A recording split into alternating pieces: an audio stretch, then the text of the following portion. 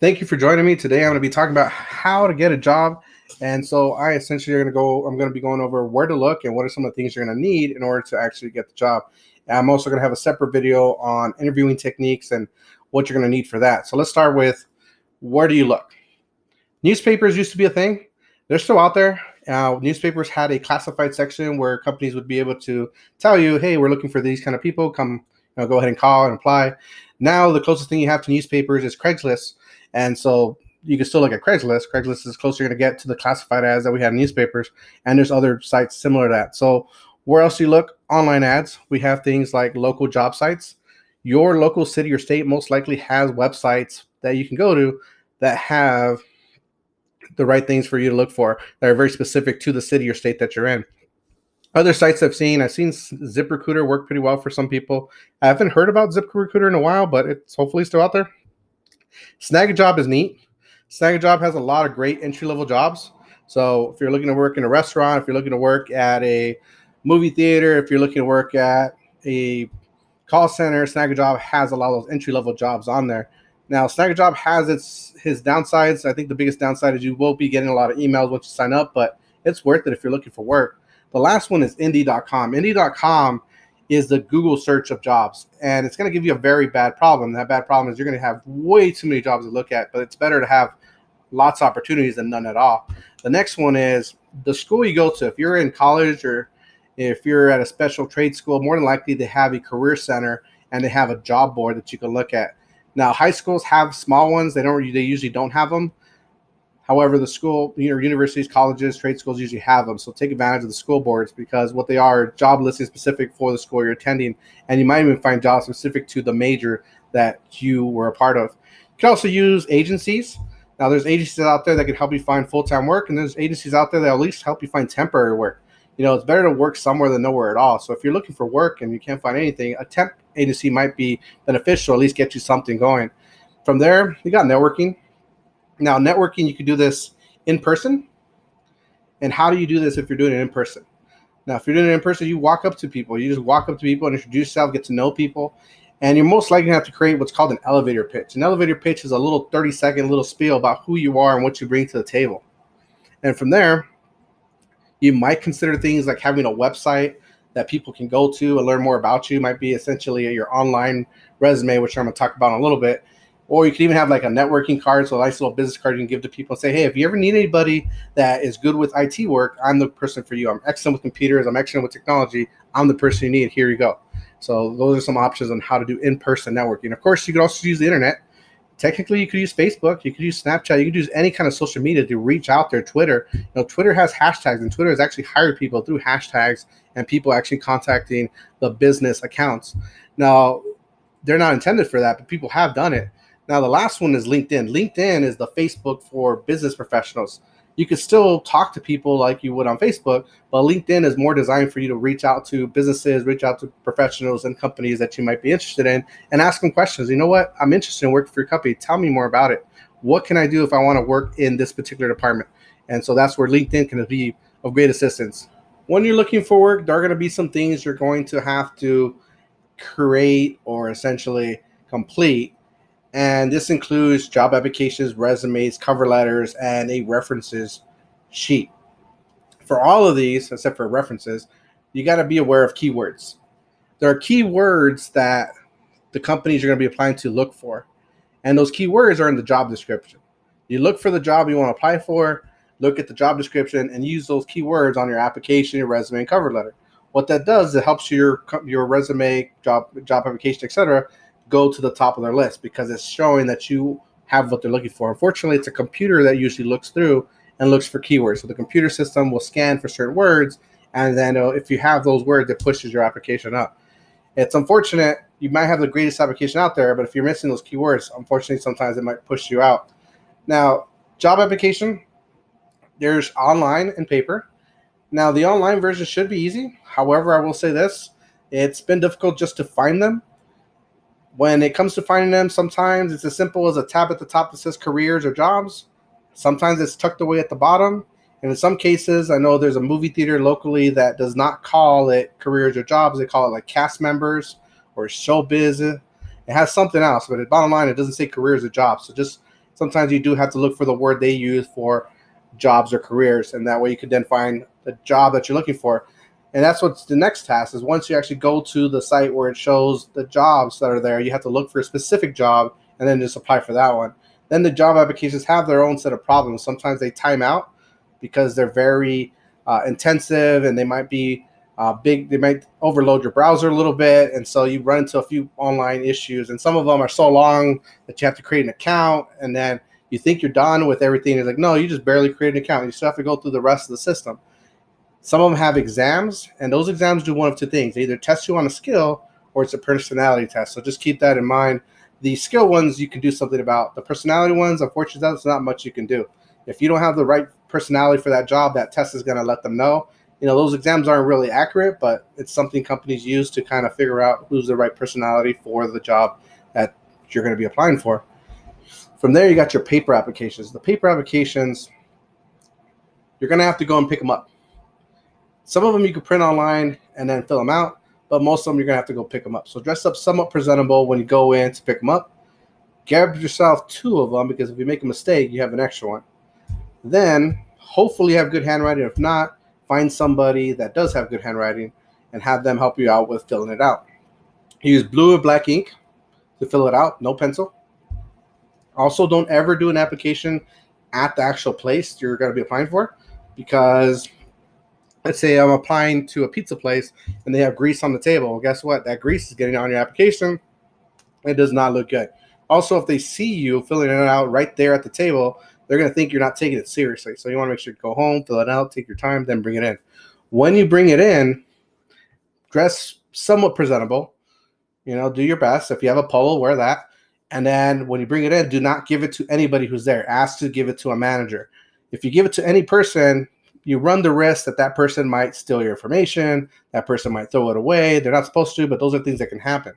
Now, sometimes applications have really important things like your email, your phone number, your address, maybe even your social security number. So make sure you don't just give it to any employee, give it to the manager, because the manager is more aware of the laws, and they're going to make sure that, and they care about who they hire. They don't want to be hiring all their buddies. They want to make sure they find people that are the right fit.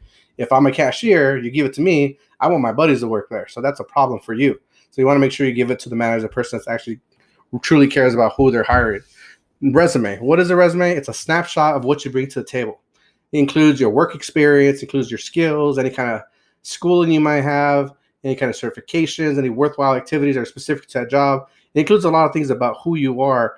And once again, it's just a quick snapshot of who you are. If you're entry level, typically 1 page is all you need. Next one is a cover letter. Cover letter, it does 1 of 3 things. You either showcase your passion, elaborate on something that's on your resume, or add details that aren't in the resume. So let's talk about passion. Let's say I really want to work at GameStop. Guess what? Cover letter is the perfect place to let them know you really want to work there.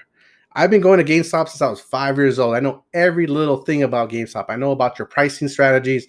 I know how you interact with your customers. I know about the different promotions you offer. I know everything about GameStop.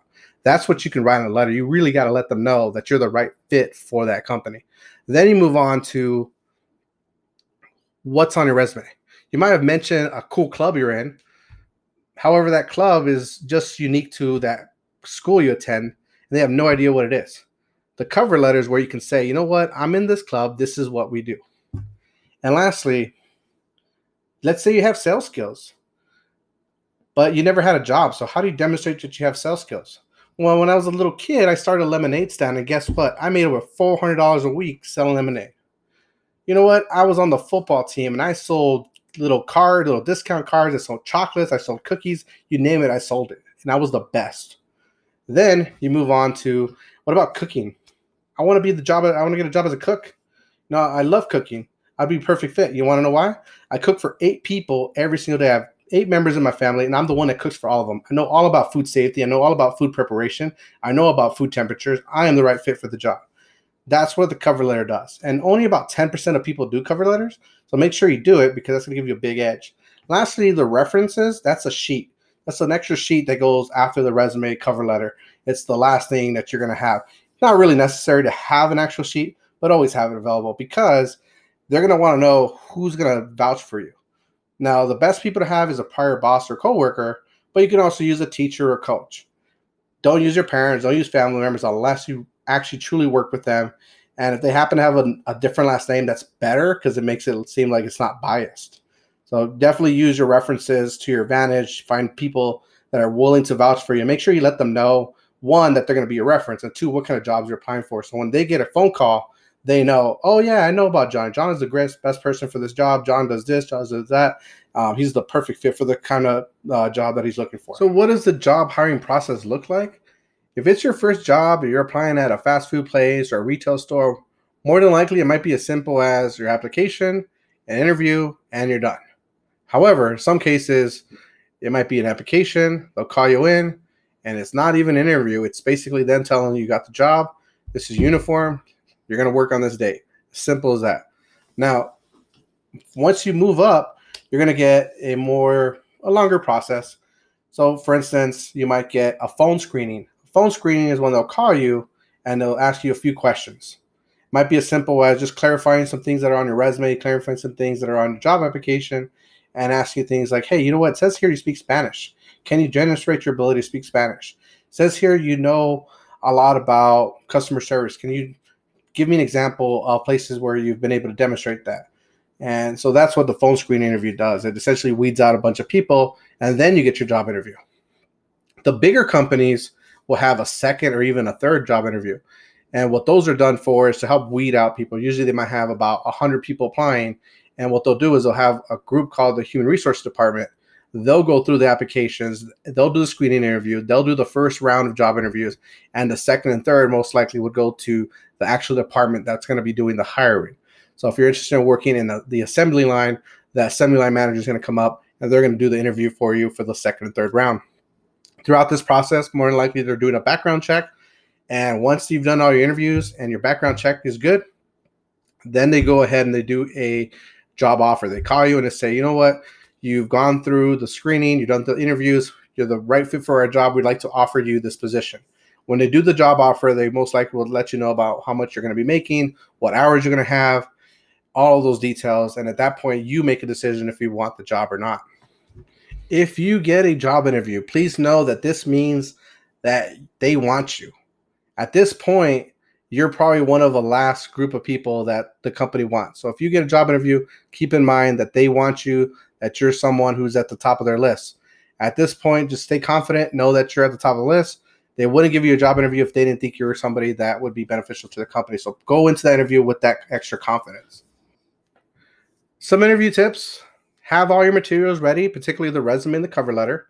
If you don't have those, at least try to get a resume going. Practice interviewing.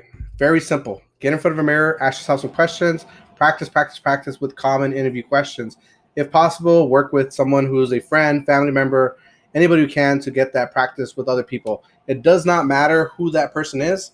You're going to get nervous regardless. So you'll still have that nervous tension. So just find someone who's willing to hear you out. Smile. You want to smile and be confident. Unfortunately, you can't just be confident. However, you can smile. So how do you smile?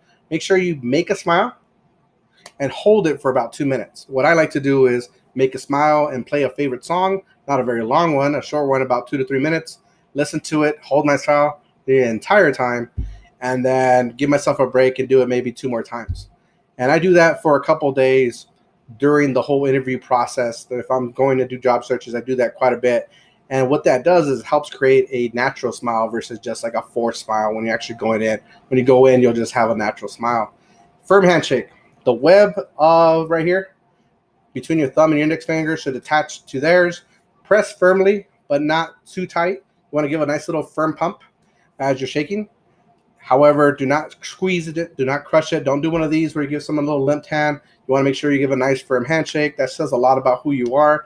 And it does not matter gender. You always want to give a nice little firm handshake regardless of who the person is. So practice with other people doing that as well. You want to make sure you're not too strong. You're not breaking the person's hand. You're not crushing it. I've had people do that to me.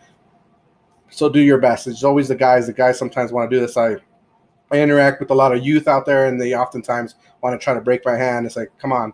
And what makes it worse is I have a ring. When you have a ring, it crushes in between the other fingers. So when someone's shaking your hand, they're crushing the ring, the metal of the ring into the sides of your fingers. So please be mindful of that as well. Dress appropriate. For guys, it's pretty straightforward. A button-up, tie, slacks, and dress shoes. And if you have a coat, great. Now, some of you might not have all of that. You know, you're going to have to see if you can ask and borrow from people. And you might have to try to find things that look okay. My first interview, I actually went in with jean pants. Not the best thing. And I'm surprised they didn't notice. One time I didn't have shoes. I just wore black shoes. They weren't dress shoes, but they were black shoes. And so there are some things might be able to get away with, but do your best to try to find some options for you. Ross has some cheap outfits. Burlington Coat Factory. Walmart even has some nice outfits for like $10. You can get a nice dress shirt. You can get a tie for really cheap at Walmart. If you try to buy it from a big department store, a tie can cost you like $30. So make sure you find the right place. Amazon has some cheap stuff. I know Amazon even has zipper ties, which makes it easy for you to just put in a zipper tie real quick and zip it up. And so that's actually one of my biggest recommendations. If you can get a zipper tie, get one, because you never know when you're going to need to put on a tie super quickly. For females, I will say this. Please look online. There has to be several videos for you to look at. The reason why I'm not going to give you anything is because I'm not female. And I'm going to be honest, there's so many options for you, whereas males only have really just the one option. You guys have a variety, and then you have to find what's going to make you feel comfortable. You want to also try to avoid, if you're going to wear a skirt, make sure it's at least to the knee. Looks at least presentable if possible, a little bit past the knee. And that's the only thing I'd recommend. But honestly, it'd be better for you to wear pants. But if that's all you have, definitely go with that. Thank the interviewer for their time at the end of the interview. Now, before you even get to that point, you want to make sure you ask some questions. So have 2 questions prepared for that interviewer. And they better be questions that are good. And so 2 good ones to consider are, what does your ideal candidate look like? And what do you like most about working for the company? So whoever's interviewing you, you're asking them, you're putting them on the spot. What do you like about this company? And then they're going to have to tell you. And so you put them on the spot, and you get to kind of listen to them and hear them out and learn more about the company. And if it sounds like something you're interested in, awesome. Next one, be enthusiastic and eager for the job. You want to seem like you want to be there. And don't mention anything negative about anything. Try to stay positive throughout the entire thing, especially talking about previous employers. If you worked at Jack in the Box and they fired you and you hate the manager there, don't mention it. Don't mention any reason why you hated anybody. Try to stay as positive as possible. Because if you say negative things about other people, who's to say you're not going to say negative things about the people that are interviewing you today? Avoid any stimulants like coffee, energy drinks, anything that might make you a little bit, give you too much of a boost that you're not ready for. So avoid any kind of stimulants. Also avoid anything that might slow you down. So like a big heavy meal, avoid those kind of things. You want to try to avoid anything that might affect your body and your mental state. What are some of the interview questions you might get? The most popular ones: tell me about yourself. What are your biggest strengths? What are your biggest weaknesses? Why do you want to work here? Also, if you don't have an answer for that job, just quit. Don't even bother going to the interview. If you don't know why you want to work for that company, why are you even going to the interview? So avoid the company if you can't even have an answer to that question. And then the last question, where do you see yourself in 5 years? Prepare yourself for at least those questions, and you should do pretty well in your interview. So I thank you for going over all of these with me. I'm actually going to do another video going over the popular interview questions and give you some popular answers to consider. Now, they're not the best answers, because in the end, it's what's best for you, because those questions are about you. They're not about a generic answer. However, I will give you some tips to create your answer. And so I'll be making another video on that. So thank you for going over with me where to look for work, the job boards, temp agencies, going to your school's career center, networking, going over the materials you need to know about your job application, resume, cover letter. Remember, your resume is a snapshot of who you are, what you bring to the table. Cover letter lets you elaborate on what's on your resume, helps you talk about your passion, or possibly even lets you talk about things that wouldn't normally go on a resume. So for instance, if I'm a cook at home, but I've never been a cook in an actual job place, I can at least talk about that. I talked about the hiring process. I also went over some popular tips, and then from there, the more common interview questions, such as tell me about yourself, what are your biggest weaknesses, etc. So I thank you for joining me today. I hope you have a great day.